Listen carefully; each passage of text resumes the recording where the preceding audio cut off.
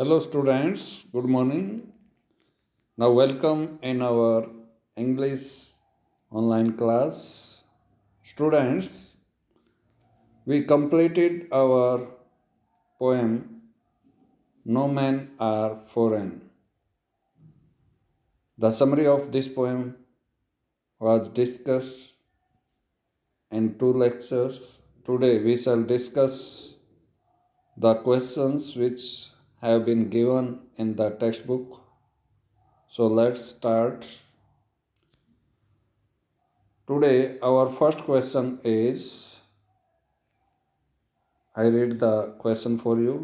Beneath all uniform, now gap is there. What uniform do you think the poet is speaking about? Poet किस uniform की बात करता है, किस uniform के बारे में बता रहा है? The poet is talking about the uniform which is usually worn by the people of different countries, different regions, different religious group. That may be different. The dresses may be different. The uniform may be different. But here, the poet wants to give the message of universal brotherhood. He says that all the people of the world are just like brother and sister, and all people should think like that. If we all think as our brother and sister, then there will be no need to spend lot of budget on weapons, on we can say war equipment, etc. अगर सब लोग ये सोचने लग जाएं कि संसार के सभी लोग हमारे भाई और बहन हैं, तो युद्ध के ऊपर जो बहुत सारा पैसा खर्च करते हैं युद्ध लड़ने के लिए, जो हथियार हैं, गोला बारूद है, वो उसकी हमें ज़रूरत नहीं पड़ेगी. And that part of the budget may be use for the welfare of the human being. और उस बजट को हम मानव समाज के कल्याण के लिए, भलाई के लिए यूज कर सकते हैं. ऐसा वो पोइट यहाँ मैसेज देना चाहता है. Next question number 2. How does the poet suggest that all people on the earth are same? Poet कैसे कहता है कि सब लोग एक जैसे हैं? All people of the world are same because all people have red color of their blood which run in their veins.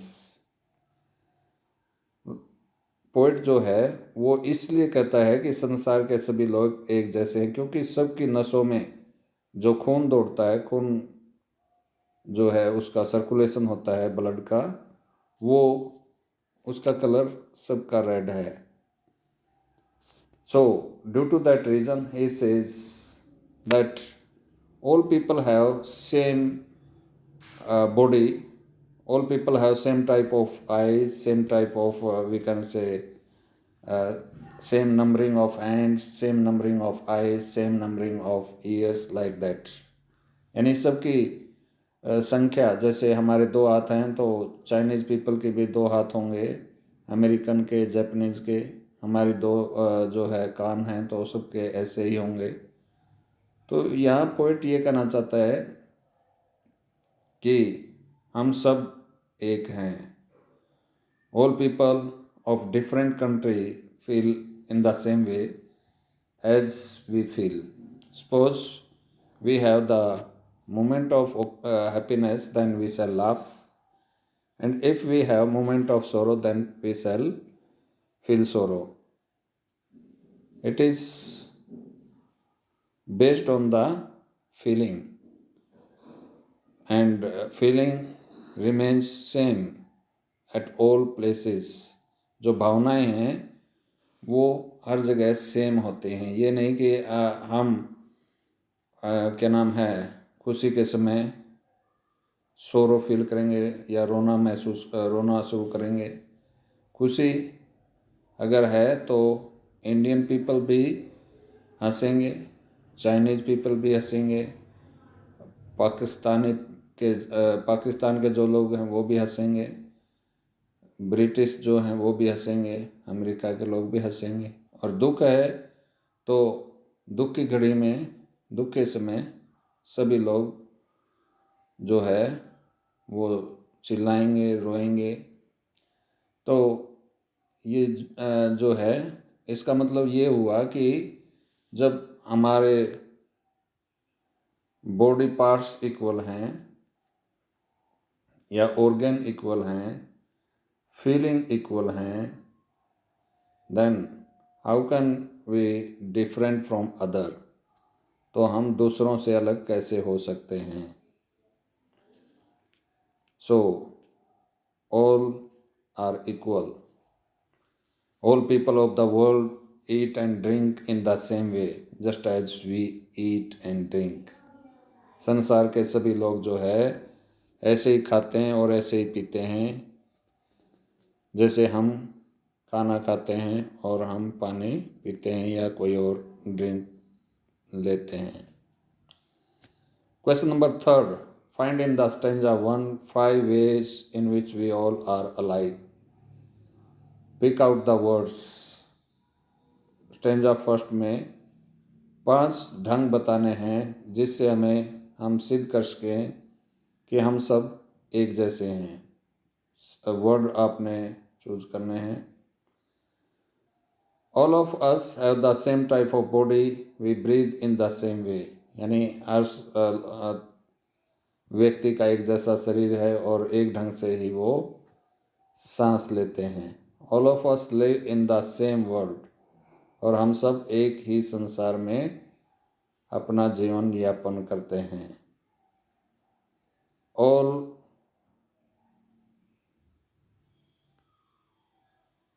Walk on the same land, और सब लोग एक ही धरती पर जो है वो रहते हैं। ये लैंड एन है, ये यहाँ पर LAND एंड थोड़ा सा मिस प्रिंट है।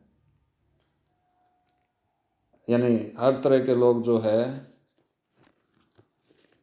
या सब लोग संसार के इसी धरती पर रहते हैं। All of us will mix in the same dust after death. सभी लोग जो है मौत के बाद सेम अर्थ पर, सेम लैंड पर मिक्स हो जाएंगे। So in this way we can say that all people in this universe, in this world are same. They don't have any difference on basis of color, on basis of region, on basis of language, on basis of uniform। यानी इनके आधार पर हम लोगों को नहीं बांट सकते। किसी की यूनिफॉर्म किसी ढंग की है, किसी की किसी ढंग की है, किसी की लैंग्वेज किसी कोई क्या नाम है अमेरिकन लैंग्वेज, किसी की ब्रिटिश लैंग्वेज, किसी की जापानीज लैंग्वेज, किसी की चाइनीज़ लैंग्वेज, किसी की इंडियन लैंग्वेज। तो इन लैंग्वेज के आधार पर नहीं बांट सकते, रीजन क्षेत्र के आधार पर नहीं बांट सकते। हम सब एक हैं, संसार के सभी नागरिक एक हैं। How many common feature can you find in the stanza? Pick out the words in stanza 2। Stanza 2 में कॉमन फीचर पूछा हुआ है।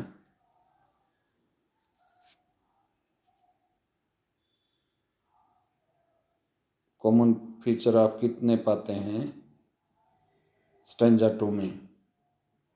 सो एज पर क्वेश्चन, और कहता है कि वो वर्ड पिकअप कीजिए। तो in stanza 2 it has been told that all of us enjoy the same air, sun and water।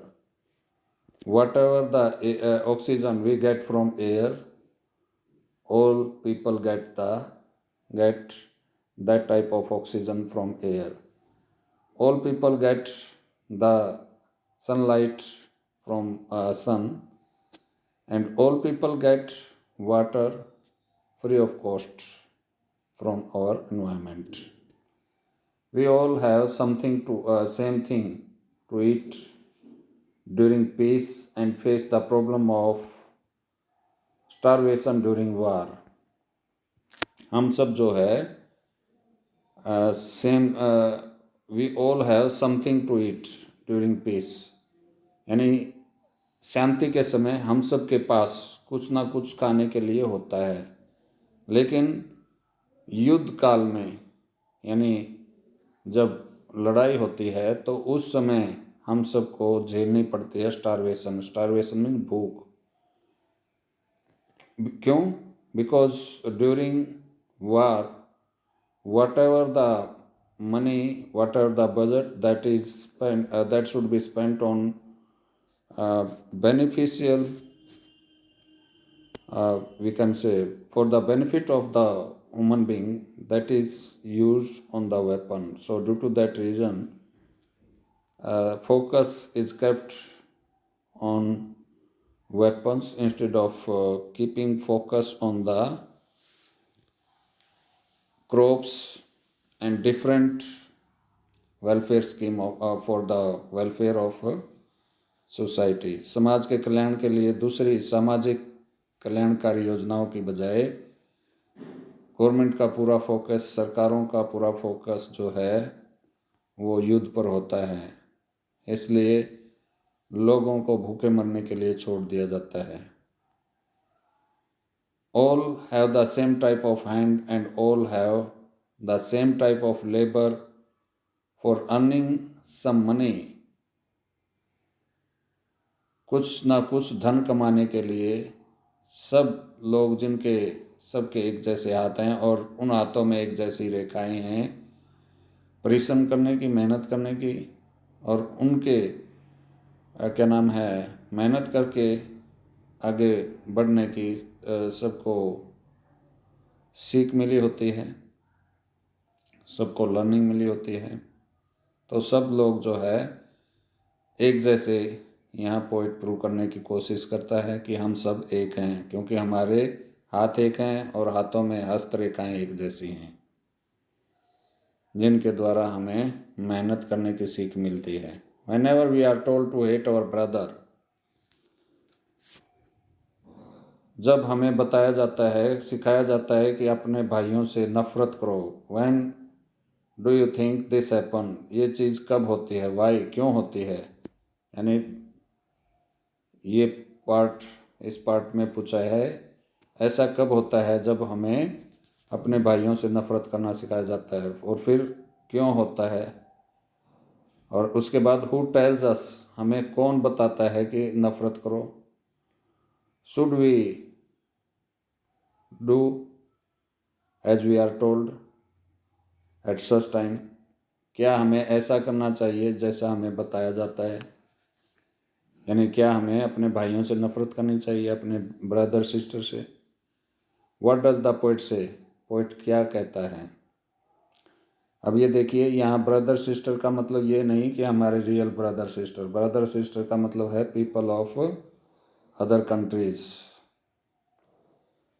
तो इसका आंसर दिया है, now this type of situation happen at that time when we think ourselves different and superior than others, means whatever the situation of doing hate from other happens at that time when we find ourselves superior than others. दूसरों से हम अपने आप को अलग समझने लग जाते हैं, सुपीरियर समझने लग जाते हैं, अच्छा मानने लग जाते हैं अपने आप को।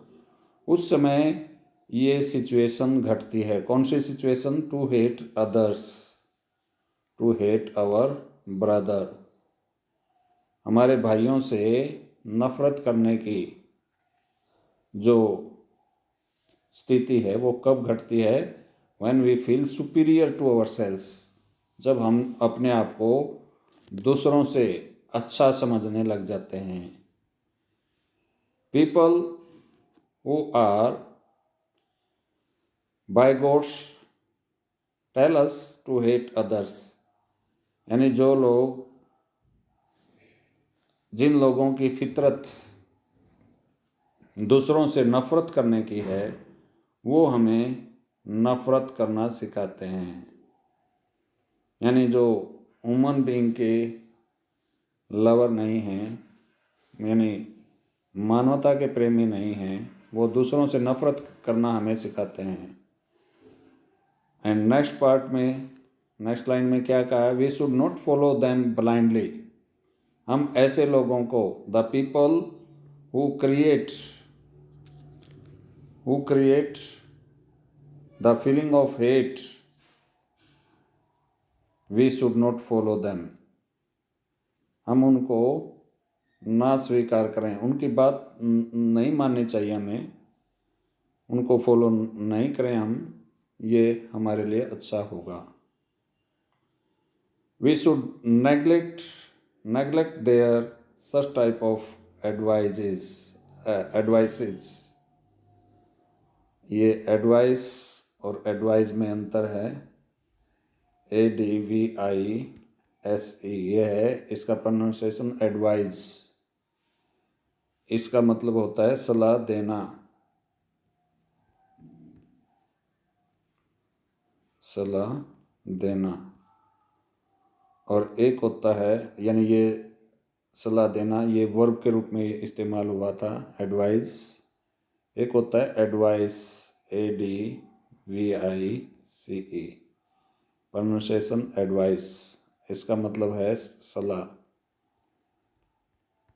सलाह, केवल सलाह, देना नहीं। देना अगर यूज करेंगे तो एस लगेगा।